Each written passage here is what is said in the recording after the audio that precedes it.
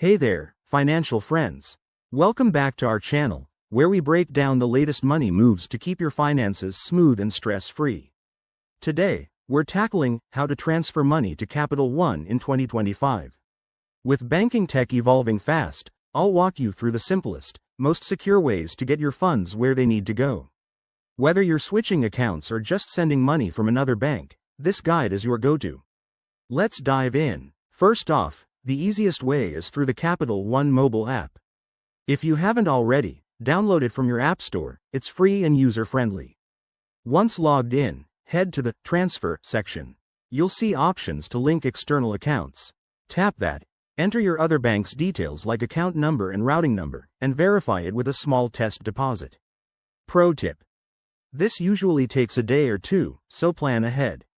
Next, if you prefer desktop banking, log into your Capital One online account. Navigate to the Move Money tab and select External Transfers. Here, you'll add your external account just like in the app. Follow the prompts to set up and initiate the transfer. Remember, for security, always use two-factor authentication. Now, for larger amounts or faster needs, consider a wire transfer.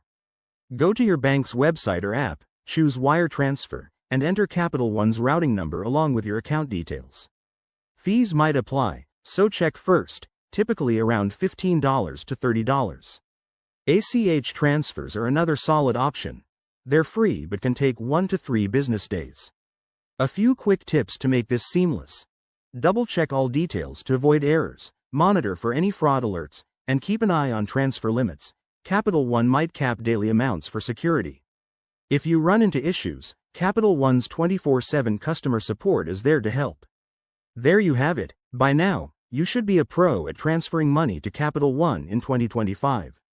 Give this video a thumbs up if it helped, and hit that subscribe button for more finance tips. What's your next money question? Drop it in the comments below. Thanks for watching, and see you in the next one.